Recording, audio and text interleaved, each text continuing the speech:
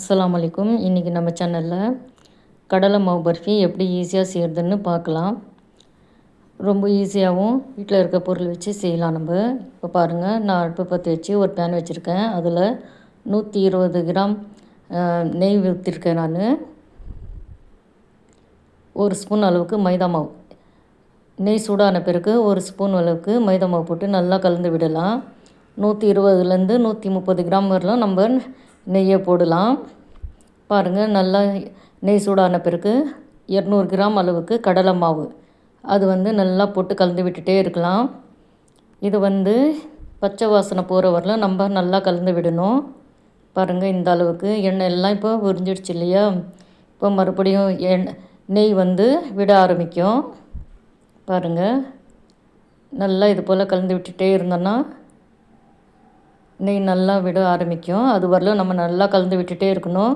கொஞ்சம் கூட பச்சை வாசனை இருக்கக்கூடாது. அது வரலும் நம்ம நல்லா கலந்து விட்டுட்டே இருக்கலாம். நம்மளுக்கே தெரியும் இல்லையா, ஒரு அளவுக்கு பச்சை வாசனை எப்படி போகுன்ட்டு. அது வரலும் நம்ம நல்லா கலந்து விட்டுட்டே இருக்கலாம். பாருங்கள், இப்போ உறிஞ்ச நெய்யெல்லாம் மறுபடியும் அது விட ஆரம்பிச்சிடுச்சு. இது போல் நல்லா கலந்து விடலாம். கொஞ்சம் ஒரு கலர் பாருங்கண்ணா, எல்லாமே சிம்மில் தான் வச்சு செய்கிறேன் நான். ஹையில் நம்ம வச்சோன்னா ரொம்ப சீக்கிரமாக கடலை மாவு கருகிடும்.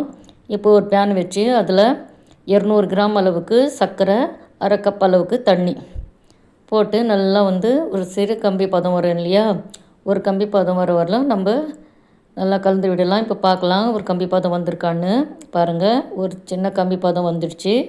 இப்போ நம்ம சர்க்கரை பாகு எடுத்து ஒரு ஓரமாக வச்சுட்டு, இப்போ பாருங்கள் மறுபடியும் நம்ம கலந்து வச்சுருந்தோம் இல்லையா கடலை மாவு, அதை எடுத்து வச்சு சிம்லேயே வச்சுருக்கேன். அடுப்பு சிம்லேயே வச்சு இருக்கிற சர்க்கரை பாகுலாம் எல்லாத்தையும் அதில் சேர்த்துடலாம் கடலை மாவில். ஆனால் ஸ்டவ்வை மட்டும் சிம்லேயே வைங்க. இப்போவும் பாருங்கள், நான் ஸ்டவ் சிம்மில் தான் வச்சுருக்கிறேன். கடலை மாவு நம்ம வறுக்கும்போதும் சிம்லேயே வச்சு தான் நெய்யில் வறுக்கணும். இப்போ பாருங்கள், கொஞ்சமாக ஏலக்காய் பவுட்ரு போடுறேன் நான். போட்டுட்டு நல்லா கலந்து விடலாம். ஒரு கெட்டி பதத்துக்கு வரலாம் நம்ம கொஞ்சமாக ஆரஞ்சு கலர் ஃபுட் கலர் போட்டு நல்லா கலந்து விடலாம். உங்களுக்கு வேணும்னா போடுங்க, இல்லைன்னா ஸ்கிப் பண்ணிக்கோங்க. பாருங்கள், இது போல் நல்லா கலந்து விட்டுக்கலாம். ஒரு கெட்டி பதத்துக்கு வரணும். பேனில் ஒட்டவே கூடாது. அது வரல நம்ம கலந்து விட்டுட்டே இருக்கலாம். பாருங்கள், இது போல் நல்லா கலந்து விட்டோன்னா கெட்டி பதத்துக்கு வந்துடுச்சு. நான் ஸ்டவ் இப்போ ஆஃப் பண்ணிட்டேன். ஆஃப் பண்ணிவிட்டு மறுபடியும் கலந்து விட்டுட்டு, இப்போ பாருங்கள் ஒரு ட்ரேயில் நெய்யை தடவிட்டு நீங்கள் தட்டுலேயும் போடலாம். உங்கள் கிட்டே எந்த இருக்கோ அதில் போட்டு, தட்டு இருந்தால் தட்டுலேயும் போடுங்க, ட்ரே இருந்தால் ட்ரேலையும் போடுங்க. இப்போ பாருங்கள், நான் கொஞ்சம் நேரம் ஃபேன் அடியில் 10 நிமிஷம் வச்சுட்டு ஆற வச்சு எடுத்து வந்திருக்கேன். இப்போ பாருங்கள், இது போல் நல்லா கலந்து விட்டோன்னா கொஞ்சம் கூட பாருங்கள் கடாயிலும் ஒட்டலை. இப்போ நம்ம இது ட்ரேக்கு மாற்றிக்கலாம். மாற்றிட்டு எல்லாத்தையும் சமப்படுத்திக்கலாம். எப்படி வந்திருக்கு பாருங்கள், கொஞ்சம் கூட கடாயிலையும் ஒட்டலை, பேச்சலாலையும் ஒட்டலை. இது போல் நல்லா சமப்படுத்தி இது 2 ஹவர் இல்லைன்னா 1 ஹவர் அப்படியே நம்ம வச்சிடலாம், ஆற விடலாம்.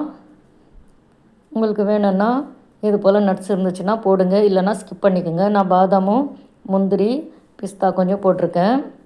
போட்டுட்டு நல்லா கொஞ்சம் நேரம் விட்டுடலாம் அப்படியே.